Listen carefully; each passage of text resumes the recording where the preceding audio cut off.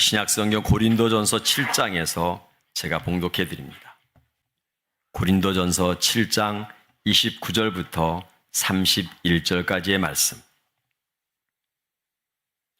형제들아, 내가 이 말을 하노니 그 때가 단축하여진 고로 이후부터 내 안에 있는 자들은 없는 자같이 하며 우는 자들은 울지 않는 자같이 하며 기쁜 자들은 기쁘지 않은 자같이 하며 매매하는 자들은 없는 자같이 하며 세상 물건을 쓰는 자들은 다 쓰지 못하는 자같이 하라.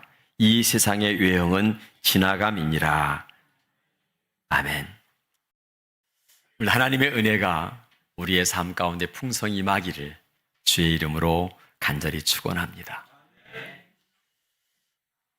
사람과 사람이 모여 갖는 모임을 공동체라고 합니다.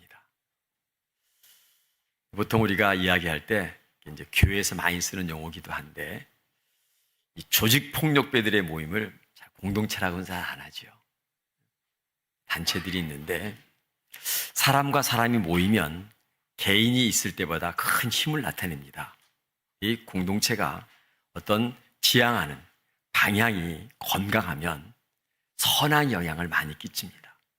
반면에 이 공동체가 자기의 욕심만을 위해 똘똘 뭉친 이익 집단이라고 한다면 주변에 도움보다는 해악을 많이 끼치게 됩니다. 근데 이 공동체를 움직여 가는 건 사람인데, 그 공동체 속에 영적으로 건강한 사람이 하나 있으면 이 건강한 공동체를 만들어 갈 수 있도록 방향을 정하고 많은 일들을 하게 됩니다. 교회라는 울타리 안에도 각 기관과 지체들이 있는데, 영적으로 건강한 분들이 리더가 돼서 막 이끌어갈 때는 잘해요. 반면에 영적으로는 무디어지고 소홀히 하면 삐걱거리고 다툼과 분쟁이 일어나고 문제를 야기시켜서 교회가 건강하게 일하는데 때로는 걸림돌이 되기도 합니다. 한 사람의 역할이 얼마나 중요한지. 자, 사람들의 마음속에 본능이 있는데 이 본능 가운데 하나, 누구나 다 자주 경험하는 것 가운데 하나가 뭐냐면 자랑하고 싶은 거예요. 자랑하고 싶어요. 특별히 이제 제 나이쯤 된 분들은 손자, 손녀에 대한 자랑이 좀 심해서 돈을 내라 그러면 벌금을 내면서까지도 자랑을 하고 싶은 것. 이게 이제 할아버지, 할머니들의 마음이라잖아요. 자랑하고 싶은 것은 본능인데, 이 자랑이 때로는 누군가에게 이 자랑이 이렇게 높아지고 싶은 마음이라고 한다면, 이 반대되는 개념은 열등감이에요. 나는 자랑 높아지는데 누군가는 그것 때문에 마음이 속상한 거예요. 주눅들고요, 위축되고. 어떤 그 집사님의 간증을 들었는데, 자기 그 딸이 대학 입시를 이렇게 치렀는데 너무 힘든 거예요. 합격 소식을 못 들어가지고 조마조마저 기다리고 있는 어느 날 목사님이 아이들 자랑을 했다는 거예요. 설교 시간에 우리 큰아들은 미국에 유학을 가서 뭐 어쩌고저쩌고, 둘째 아들은 뭐 서울대학을 나와서 또 어쩌고저쩌고, 셋째 딸은 뭐 어쩌고저쩌고, 막 은혜가 하나도 안 돼가지고 열만 받고 왔다. 설교 시간에 목사님이 그 자랑하는 것 때문에 이분은 열만 받고 왔잖아요. 이 마음, 높아지고 싶은, 자랑하고 싶은 마음과 마음속에 내가 갖고 있지 못한 것 때문에 숨겨진, 이 마음속에 숨겨진 열등감, 이것들이 잘 해소되지 않으면, 서로 하나로 다 모아지지 않으면, 같은 자리에 모아지지 않으면 공동체는 공동체가 아니에요. 가정은 가정이 아니고요, 서로 늘 다툼과 갈등, 분쟁이 커진다는 거죠. 하나님을 믿는 믿음의 사람들이 어떻게 살아갈까? 이 대표적인 게 고린도 교회라는 거예요. 고린도 교회. 고린도 교회는 특별히 크게 4가지 파벌이 있었습니다. 파벌. 그러니까 그것도 아주 우스운 거예요. 아주 우스워요. 어떤 사람은 바울에게서 말씀을 들어요. 나는 바울파. 어떤 사람은 베드로를 통해서 말씀을 들어서 난 베드로파. 나는 그런 아무 파도 아니야. 이렇게 해서 4가지 파가 크게 싸웠어요. 그러니 고린도 교회를 세워놓고 고린도 교회 막 빨리 부흥을 했는데 처음 온 이 구성원들이, 요즘 말하면 중직자들이 맨날 그 갈등이 있는 거예요. 그걸 보면서 사도 바울이 고린도 전서, 고린도 편지를 써요. 오죽하면 이 고린도 13장은 사랑장이라는 사랑장을 쓸까? 제발 좀 싸우지 마라. 그래서 사랑이 제일이다. 사랑이 제일이다. 이렇게 이야기하는 거예요. 저는 오늘 이 말씀을 통해서 이렇게 건강한 공동체가 되면 얼마나 많은 일을 할 수 있을까? 건강한 공동체가 되면 얼마나 선한 영향을 끼칠 수 있을까? 건강한 공동체가 되면 세상에 얼마나 많은 사람들에게 행복과 기쁨, 생명을 나눠줄 수 있을까? 그 건강한 공동체를 여러분 만들어 가자는 거예요. 가정이, 교회가, 여러분들이 소속된 어떤 모임이든지 그것이 건강한 정신, 건강한 믿음, 건강한 사랑을 가지고 있는 사람이 리더가 된다고 한다면 얼마든지 그 일을 할 수 있다는 생각이 듭니다. 자, 오늘 사도 바울이 고린도 교회에 오늘 말씀을 하게 된 이유가 있어요. 자, 다툼보다도 고린도 교회에 다양한 계층의 사람들이 출석을 하게 됐다는 거예요. 쉽게 얘기를 하면 옛날에는 노예가 이렇게 일반화되어 있을 때인데 노예를 부인 주인도 나오고 노예도 나오는 거예요. 설교도 이게 참 애매하잖아요. 요즘 말로 하면 사장님도 나오고 말단 직원도 나와요. 회장님도 말단 직원도 같이 예배를 드려요. 부자도 나오고 가난한 사람, 건강한 사람도, 그리고 약한 사람, 높은 사람도 낮은 사람도, 이렇게 다양한 구성원들이 교회에 나오는데 이 사람들이 서로, 그러니까 대표적인 케이스 이런 거예요. 자, 고린도 교회 부자들이 이제 와서 이제 보통 식사에 음식을, 도시락을 싸오게 됐지요. 싸왔는데 이 부자들이 맛있는 음식을 싸오잖아요. 도시락을 싸오면 우리 어렸을 때 다 가난하지만 이 도시락에 어떤 친구들은 이 달걀 프라이를 하나씩 줘요. 제가 생각하면 우리 집에는 이 아버지 건강 때문에 닭을 많이 키웠는데 제가 닭을 이렇게 계란을 갖다가 빵을 바꿔 먹은 기억은 있는데 우리 어머니 후라이를, 달걀 그거를 이 도시락에 넣어준 기억은 별로 없는 것 같아요. 왜냐하면 귀하니까 그걸 이렇게 모아가지고 10개씩 꾸러미를 만들어서 가게에 이렇게 파셨어요. 그러니까 나한테 줄 게 없는 거예요. 근데 이 고린도 교회 사람들이 와가지고 부자들끼리 따로 모여가지고 지들끼리 수군수군 쏙닥쏙닥 희희낙낙 하면서 먹는 거예요. 자, 가난한 사람들이 어때요? 이질감을 느끼잖아요. 뭐 저런 것들이 다 있어. 고린도 교회 상태가 그랬다는 거죠. 그러다 보니까 이 부자들과 가난한 사람들이 점점 갈등을 겪고 이것이 예배를 같이 드리는데 문제가 많이 생겼어요. 그래서 11장에 보면 성만찬 이야기가 나와요. 이 성만찬 때 그런 것들을 이야기해서 교회의 분쟁이 커지게 되었다. 자, 그래서 오늘 사도 바울이 이 편지를 쓰면서 건강한 교회, 공동체가 아름다운 공동체로 세워지려면 제일 먼저 언급되는 사람들이 뭐냐면 여기에 안에 있는 자들. 자, 보니까 그 때가 단축하여 진고로 마지막 때 학간. 그때 예수님이 말씀하신 내가 다시 오마 하신 그때가 가까워졌는데 그때 주님 맞으려면 어떻게 살 것인가? 자, 요즘에는 아내를 거부하는 사람들이 많잖아요. 난 장가 안 갑니다. 난 시집 안 갑니다. 근데 예수님 때에는 안 가는 게 아니라 못 가는 거예요. 가난해서 못 가고, 너무 지위가 낮아서 못 가고, 노예 신분이라 못 가고, 병들어서 못 가고, 그래서 결혼해서 부부 생활하는 사람이 너무너무 부러운데 이 교회라는 곳에 갔더니 아주 부부들끼리 모여가지고 신났어요. 부부들끼리 모여가지고 알콩달콩 시시콜콜 이야기하면서, 그러니 결혼하고 싶은 때 못 간, 장가 못 간 이 남자들, 시집 못 간 자매들 얼마나 열받겠냐고요. 그들과 섞일 수가 있겠냐고요.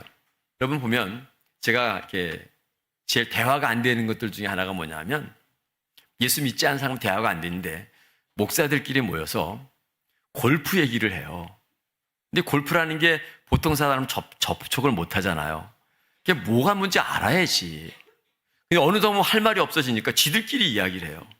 막 어떻고. 제가 거기 가고 싶겠어요? 안 가고 싶겠어요? 안 가고 싶지. 대화가 안 되는데. 그리고 열받잖아요. 지들은 뭐 돈이 많아서 막 그러나. 그런 것 때문에. 마찬가지예요.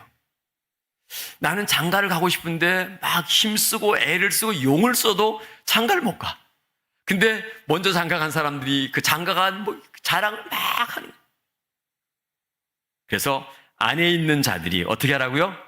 안에 있는 자들은 없는 자 같이 해라. 안에 있는 자들은 없는 자 같이 해라. 부부가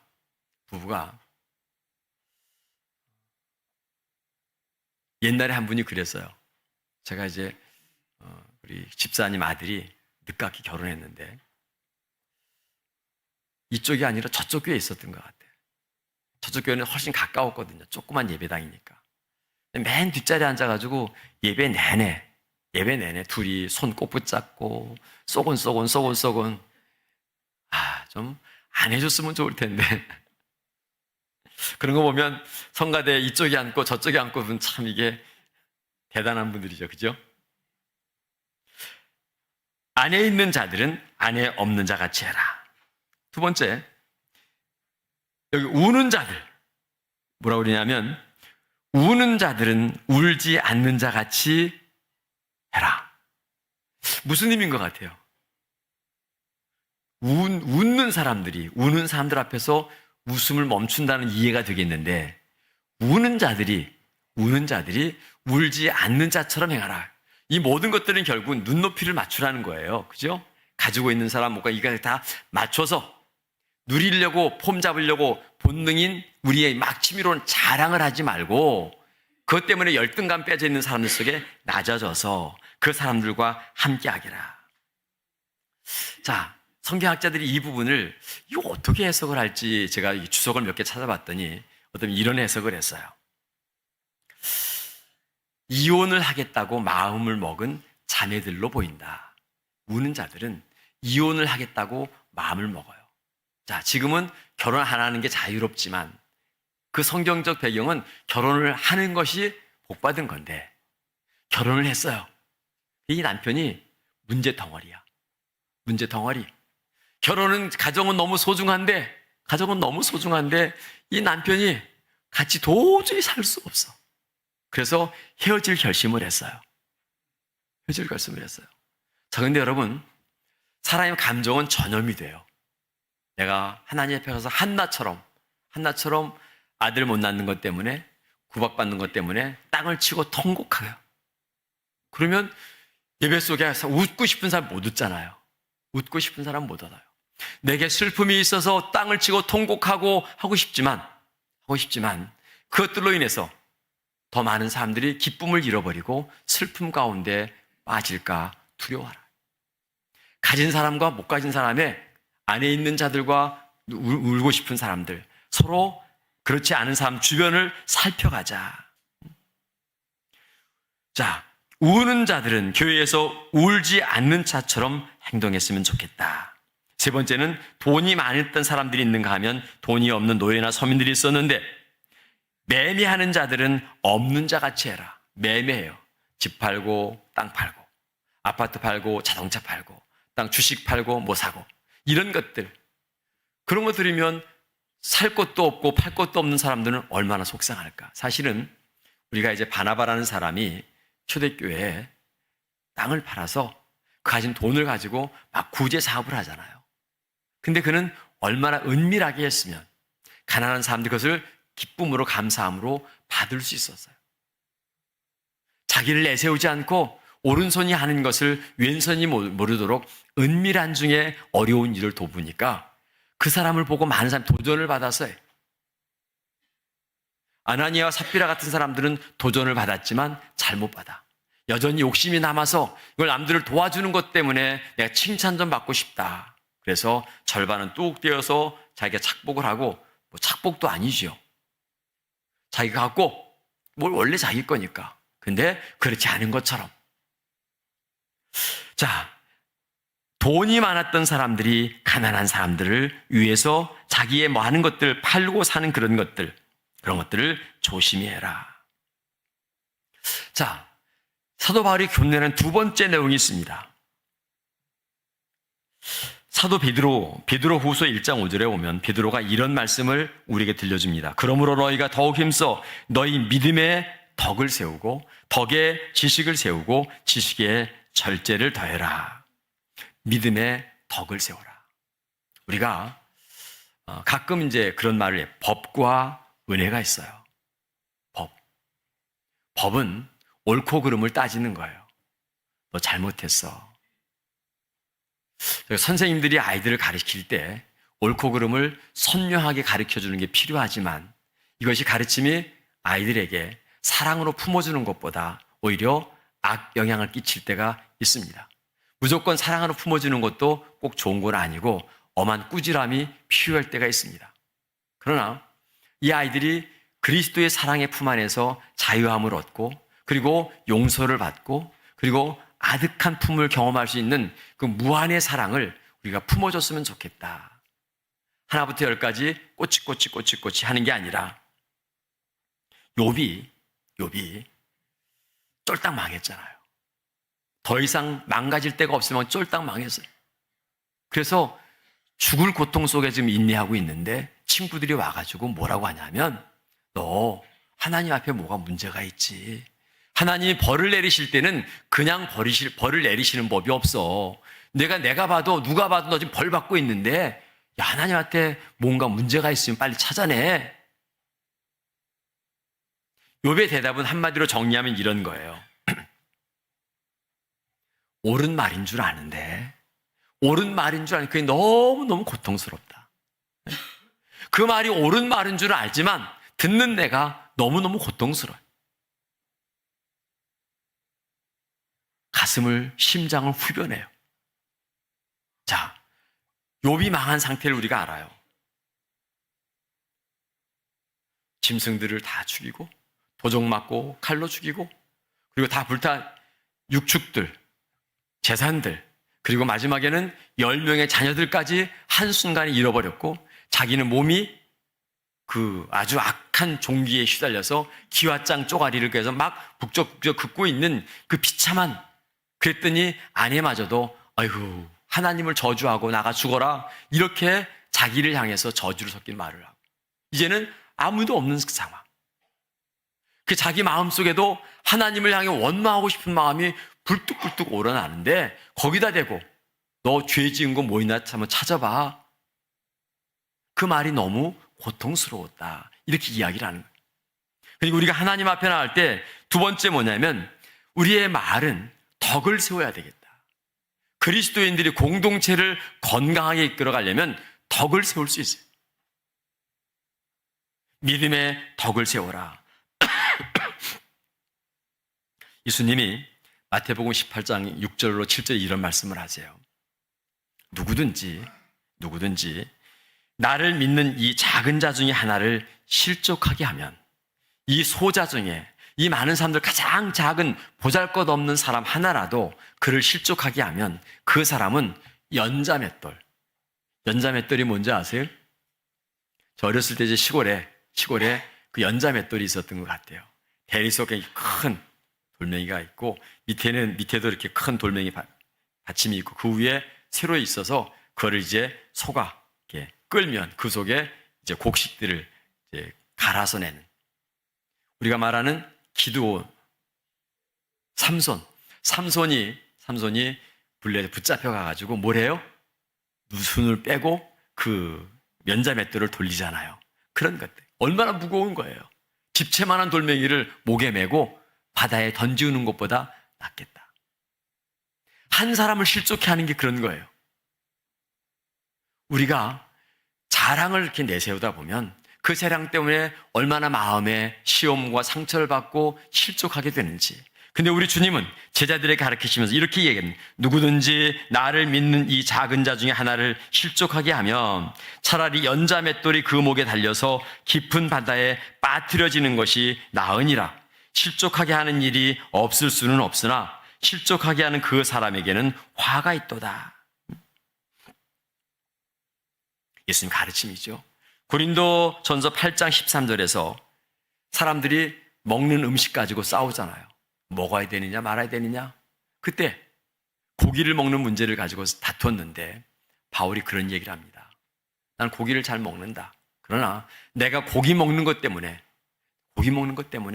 우리 성도들 가운데 누구 하나가 시험을 받는다면 난 죽을 때까지 영원토록 난 고기 안 먹겠다. 단 한 사람이라도 내가 먹는 이 고기 때문에 누군가 시험이 든다면 안 먹겠다. 요즘 개고기 문제가 있잖아요. 난 개고기를 너무너무 제가 좋아하는 게 아니고 개고기를 난 너무너무 좋아하는데 그 개를 막 너무너무 사랑하는 사람들이 개고기 먹는 거 얼마나 싫어하겠어요. 그런 사람이 내 주변에 있어서 그것 때문에 내 친구와 내 사랑하는 이웃들이 시험에 든다면 나는 안 먹는다. 이런 게 옳다는 거예요. 바울이 그런 선언을 하죠. 그러므로 만일 음식이 내 형제를 실족하게 한다면 나는 영원히 고기를 먹지 아니하며 내 형제를 실족하지 않게 하리라. 자기의 믿음을 목숨 걸고 복음을 전하잖아요. 목숨 걸고. 이번에도 그 김정일 선교사가 옆에서 이렇게 이야기를 듣다 보면 참 목숨이 몇 개 있는 사람인가 그렇게 생각이 들어요. 내놓고. 그런데 그럼에도 불구하고 우리가 주변 사람들이 실족하게 해서는 안 된다는 믿음 위에 덕을 쌓아라. 왜냐하면 한 영혼이 천하보다 귀하기 때문인데 그 천하보다 귀한 영혼이 내가 좋은 일을 한다고 하면서 누군가가 실족하게 되는 게 얼마나 우스운 이야기예요. 나는 생명을 살려내기 위해서 이 일을 하는데 이 일을 하면서 누군가가 실족해서 떨어진다는 거예요. 그러므로 중요한 길이지만 우리 주변에 남들을 배려할 줄 아는 마음이 덕을 세워가는 거예요. 남을 배려할 줄 아는 마음이 덕을 쌓는 거예요. 자, 사도 바울이 왜 이야기를 하냐? 세 번째, 하나는 주님이 오실 날이 가까웠기 때문이다. 주님이 오실 날이.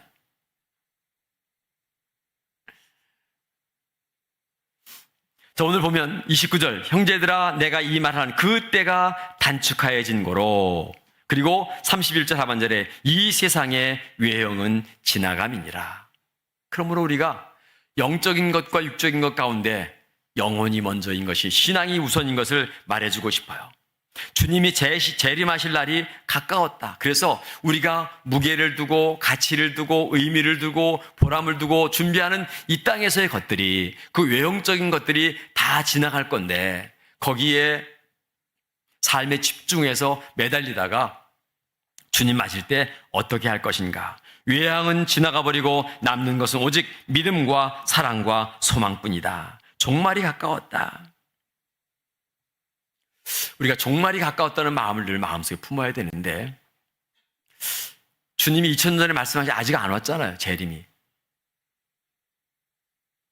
근데 만약에 예수님이 2000년 전에 그렇게 말씀하셨다고 가정을 해보십시다.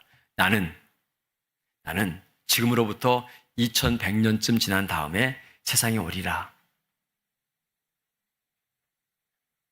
그러면 인간의 수명이 100년인데 그 안에 포함되는 모든 사람들이 내가 살 동안 안 오시겠구만. 그렇잖아요. 내가 살아있는 동안 안 오실 거 아니에요. 나는 마음을 좀 내려놔도 되잖아요. 그러나 성경은 그렇게 살려고 하지 않아요.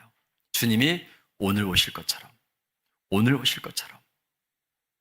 종말은 개인적인 종말이 있고, 그리고 역사 속에 인류 역사 전체에 종말이 있다면 개인적인 내 개인의 죽음이고, 그리고 인류 역사의 종말은 주님이 다시 오실 때인데, 이 두 가지 차원의 종말이 오늘 올 것처럼 나는 그날을 준비한다.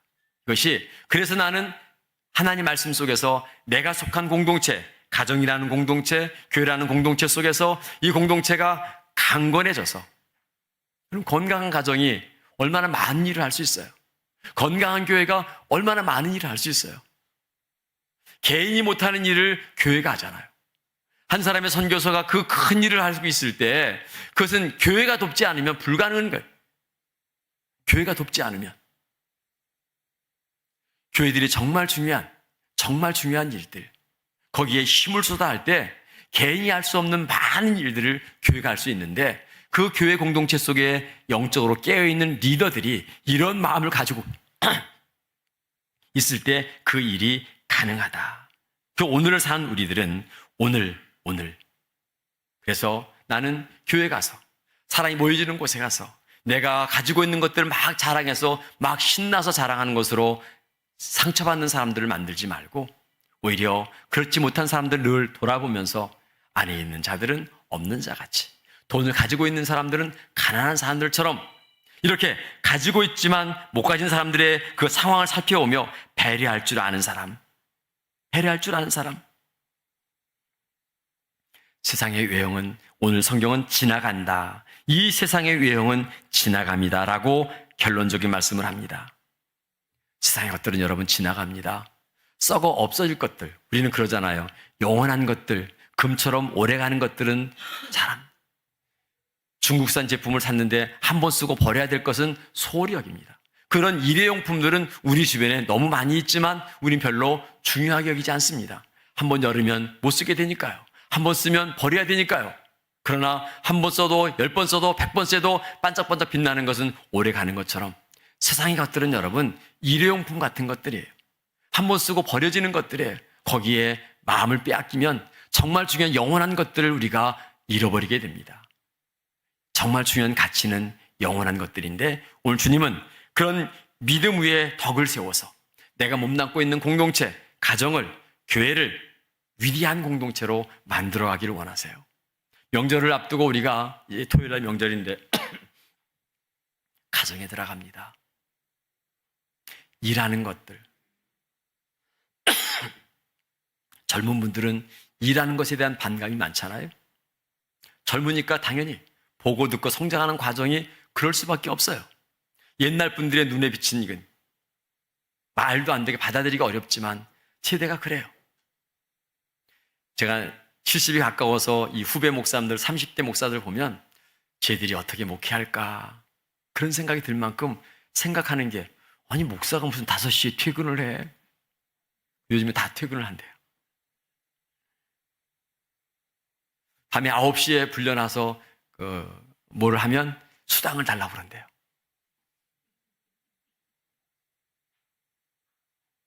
근데 세대가 그렇게 됐어요. 오늘 우리는 내 마음이 누군가를 살필 줄 아는 마음, 배려할 줄 아는, 우리가 가끔 설교 시간에 간증으로 듣는 이야기가 있잖아요. 미국에서 어떤 여학생이 암을 앓았어요. 그리고 다 회복이 됐는데 학교를 가야 되는데 문제가 있어요. 뭐가요? 머리가 다 빠졌거든요. 그래서 엄마가 괜찮아, 모자 씌워줄게. 그래서 다독거려서 학교를 보냅니다. 이 여학생이 학교에 갔는데 아이들이 다 자기처럼 머리를 밀었어요. 이 아이가 머리가 다 빠진 것에 대한 마음에 컴플렉스가 있어서 학교 오기가 두렵다는 그 이야기를 듣고 반 아이들이 이벤트를 벌였어요. 우리 다 머리 깎자. 반 아이들이 다 깎았어요. 이 아이가 얼마나 감동을 얻었을까? 얼마나 큰 감동을 얻었을까? 우리가 몸담은 가정이, 우리가 몸담은 교회가, 우리가 만나는 공동체가 그런 마음으로 서로를 만들 수 있다면 얼마나 아름다운 공동체가 될까? 그 공동체가 여러분 능력이 있습니다. 복음을 위해서, 민족을 위해서, 열방을 위해서 강력한 능력을 행할 수 있습니다. 우리가 꿈꾸는 가정, 우리가 꿈꾸는 교회, 우리가 꿈꾸는 민족의 미래는 그런 모습이 하는데 오늘 우리가 그런 마음을 가지고 내 주변부터 만들어가면 하나님은 그 한 사람을 통해 그런 공동체를 만들어갈 수 있도록 도우실 줄로 믿습니다. 기도합니다.